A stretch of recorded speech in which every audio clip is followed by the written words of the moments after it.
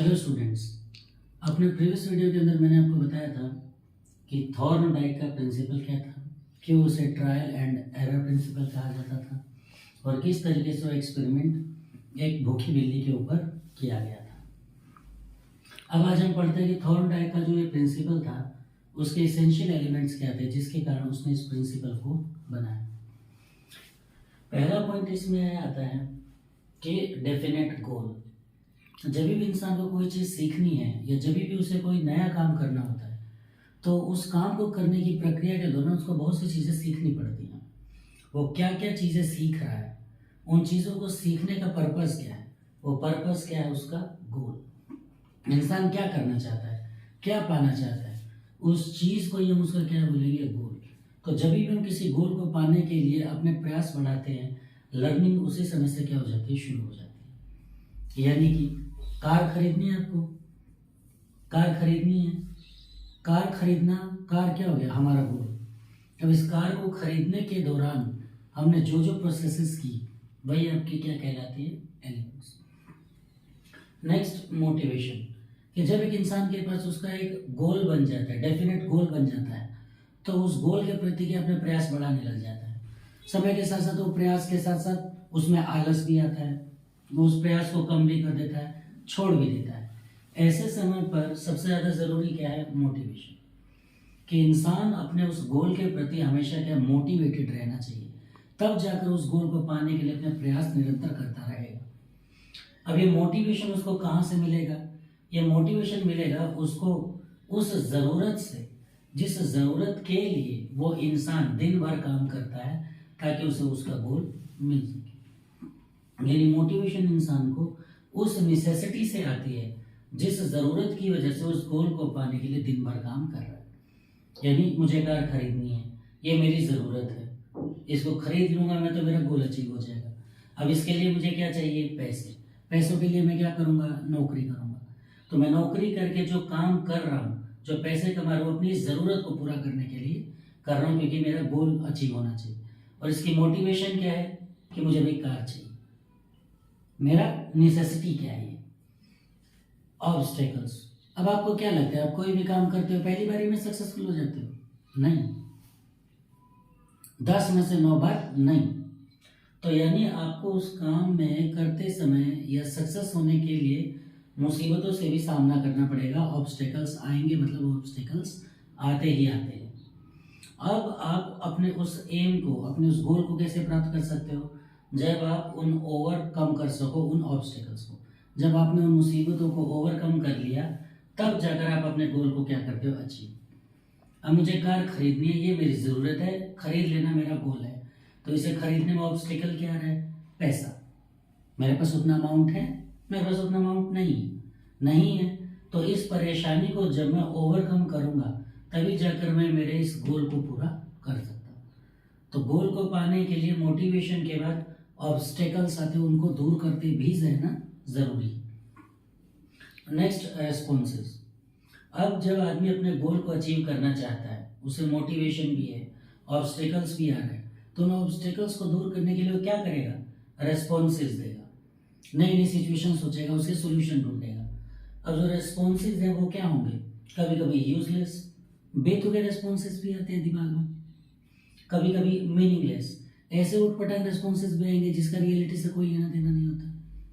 या कुछ रेस्पॉन्सेस क्या होंगे, अनसक्सेसफुल, कि किसी प्रॉब्लम को सॉल्व करते समय, किसी मुसीबत से बाहर निकलते समय, या मुझे कार खरीदने के लिए क्या क्या रेस्पॉन्सेज हैं, कुछ यूजलेस होंगे बिना किसी हाथ पैर के, कुछ मीनिंगलेस होंगे कि चलो ये कर लो वो कर लो, फिल्मों की तरह बैंक से चोरी कर लो, कार खरीद लो। और कुछ क्या होंगे, ऐसे प्रयास जिनको अगर मैं करता हूँ और अगर उनमें मैं अनसक्सेसफुल हो गया तो जो मेरे अनसक्सेसफुल रेस्पॉन्सेज हैं वो समय के साथ साथ कम होते चले जाएंगे और वो अनसक्सेसफुल रेस्पॉन्सेज ही मुझे मेरा गोल अचीव करने में इनडायरेक्टली तरीके से सही पर मदद कर रहे हैं।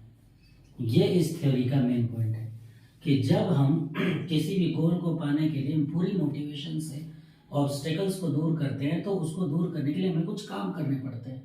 उस काम को करने के लिए हमने रेस्पॉन्स दिया, अपना आइडिया दिया, वो यूजलेस होगा, मीनिंगलेस होगा, अनसक्सेसफुल होगा। और जितने अनसक्सेसफुल आपके प्रयास होंगे उसमें बार बार आपकी अनसक्सेसफुल रेस्पॉन्सेज के परसेंटेज क्या है, कम होते चले जाएंगे और फाइनली अनसक्सेसफुल रेस्पॉन्सेज ही आपको आपका गोल अचीव करने में इनडायरेक्टली मदद कर देंगे। यानी मैंने कार खरीदने के लिए सोचा कि लोन लेता हूँ, लोन के लिए अप्लाई किया, एक बार रिजेक्ट हो गया, दूसरी बार अप्लाई किया फिर से रिजेक्ट हो गया, तीसरी बार अप्लाई किया फिर से रिजेक्ट हो गया, 5 बार अप्लाई किया, कभी ना कभी तो साल में सक्सेसफुल होगा।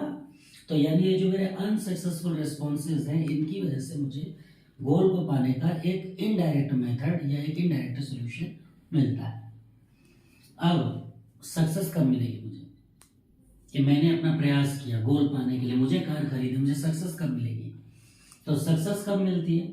जब आप ऐसे अनसक्सेसफुल रेस्पॉन्सेज करते चले जाते हो और जब बाय चांस, किस्मत से, जब आपका कोई भी रेस्पॉन्स अनसक्सेसफुल होते हुए भी बाय चांस यानी किस्मत की वजह से ही सही हो जाता है, तो वहीं पर आप सक्सेसफुल हो गए। यानी कि जो हमारा गोल था उसको पाने के लिए हमने जितनी बार भी, लर्निंग को करने के लिए जितनी बार भी प्रयास किए, उसमें जो अनसक्सेसफुल रेस्पॉन्सेज थे उनमें से जब किस्मत के थ्रू या बाय चांस या बाय लक या बाय एनी हाउ जो रेस्पॉन्स आपका सटीक बैठ गया वही आपको सक्सेस करवा जाता है।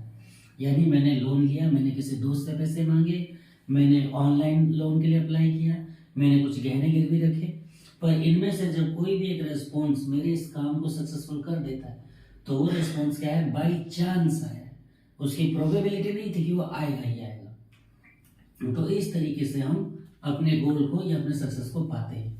तो यही थॉर्नडाइक ने अपने प्रिंसिपल में कहता है कि सीखने के दौरान इंसान से बार बार गलतियां होती हैं, यानी वो अनसक्सेसफुल अटेम्प्ट करता चला जाता है, पर बार बार गलतियां करने से उसको उस काम को करने में एक बार एक दिन सक्सेसफुल हो ही जाता है। अब कैसे इस चीज को हम कम शब्दों में समझ सकते हैं? जितने भी हमारे अनसक्सेसफुल रेस्पॉन्सेज हैं वो समय के साथ साथ जितनी बार हम प्रयास को करेंगे वो कम होते चले जाएंगे, यानी वो अपने आप ही खत्म होते चले जाएंगे। फिर जो रेस्पॉन्स हमारा बिल्कुल सही है, यानी जिससे रिजल्ट आने के चांसेस 100% है, ऐसे राइट रेस्पॉन्सेज को हम बार बार गलती करने से इस्टेब्लिश कर पाएंगे कि हमारी गलती कहाँ हो रही है, हम अपनी गलती को पकड़ पाते हैं और फिर हम एक फाइनल सॉल्यूशन जो राइट रेस्पॉन्स है उस तक पहुंचते हैं और उसको अप्लाई किया, आपका गोल मिल गया। यानी मैंने कार खरीद ली, ये मेरा गोल था।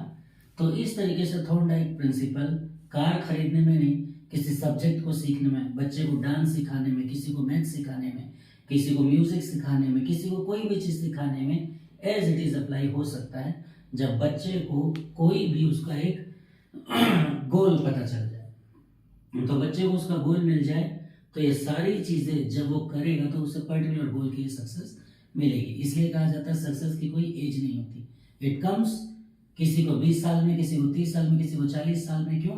क्योंकि it comes by chance according to Thorndike principle of theory. So ये सारा हमने इस टॉपिक के अंदर पढ़ा। अब इसके बारे में हम next cheese in educational amplification next topic में पढ़ेंगे। Thank you so much.